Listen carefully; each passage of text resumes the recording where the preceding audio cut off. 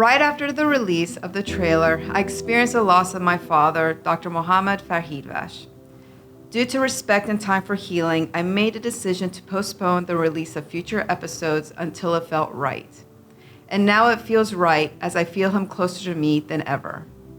This episode was pre-recorded, but I wanted to add this dedication of not just this episode, but the concept of this podcast to a strong, hardworking, selfless immigrant who gave me the platform and made me the person I am today. Thank you, Daddy. You are greatly missed, and I hope to continue and honor your legacy.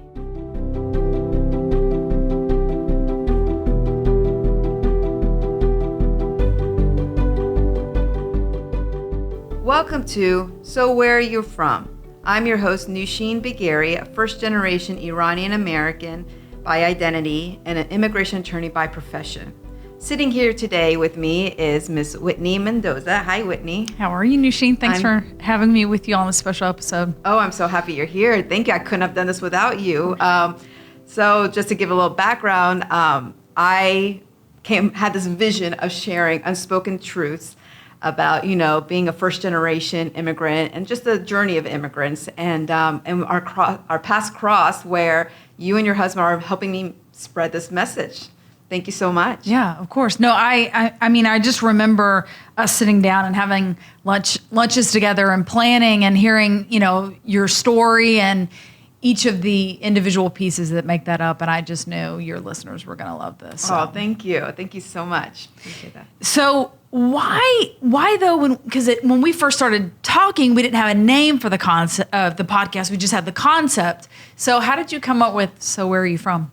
So I came up with that concept because it's a question I get asked a lot personally. And I get that asked a lot because people can't identify where I'm from. So, here is an olive-skinned girl, but yet with no accent, and I get the question of, and I know majority of the time people ask me based on my features, but I kind of like to want to, be a little stubborn and kind of educate them a bit. So when people would ask me, where are you from? I tell them, in all honesty, which is the truth, born in Atlanta, Georgia.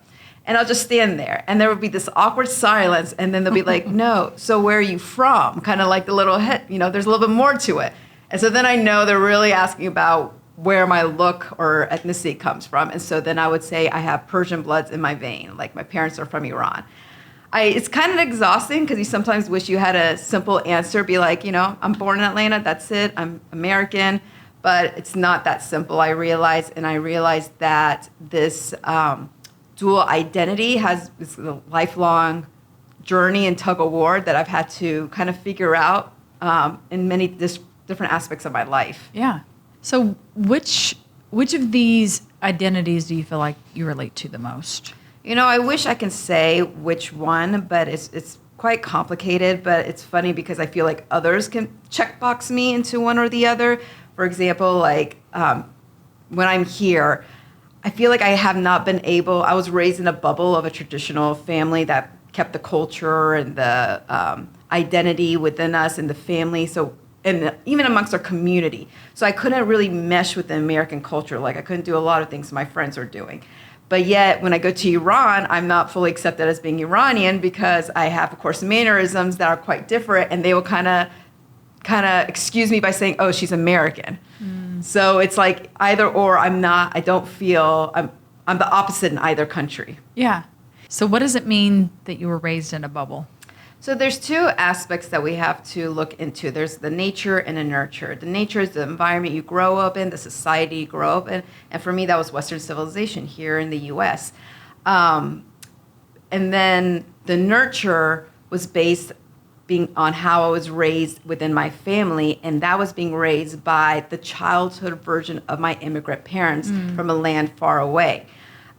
So here I am, this ethnic olive-skinned girl, trying to fit in, but I don't even identify not as an American, even by my looks, American or Iranian. Not even I'm taken as I'm Saudi Arabian, Mexican, Italian. So I don't even look of either or. So that's always been kind of interesting. And I don't fit into the social norms of being an American either. So, for example, in the nurture, it was a struggle because growing up, in hindsight now I do appreciate it, but back then being raised with traditional parents, I couldn't do a lot of things my American friends were doing, like in high school. I couldn't drive when everyone was driving. I couldn't date. Oh my God, I had to fight tooth and nail to go to prom. And so all of that, I couldn't assimilate with everybody else. But then again, like I say, when I go back to Iran, I'm still not seen as Iranian or taken. Even my look when I go there, everyone knows I'm a foreigner. Interesting enough, so it's a bit of a struggle. Like, so I was in this bubble here in the U.S. because all our friends and family were within the community, because that's the ethnicities usually gravitate towards community.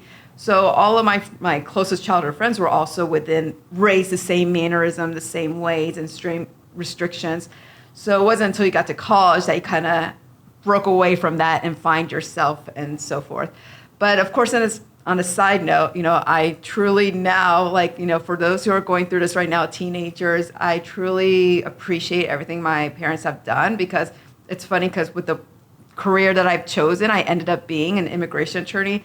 If it wasn't for me being familiar with the culture, the language, I couldn't help the clientele that I'm helping now, and I'm able to relate to them and understand them and kind of approach them of how, they would back home or within their community. Yeah. So now that you've launched the podcast and you've embarked on this new journey, what do you want listeners to take away from each episode? So my goal and purpose of this podcast and each episode is to shed light to the unspoken truths of being a product of immigration. I want to help share what I've gone through, my experiences, and how I'm navigating as it permeates really all aspects of life and continues to do so. And also I hope to bring in guests and experts to come in and share their advice, their own journey, their own experiences, to show and bring light to how normal actually some of these circumstances are, and how relatable we all are in these aspects of life. So you're recording both audio and video. Where do we go to watch and listen? You can find So Where Are You From by listening on iTunes, Spotify, and Google Play, or watch it on YouTube. Join us next Wednesday for a new episode and our first guest.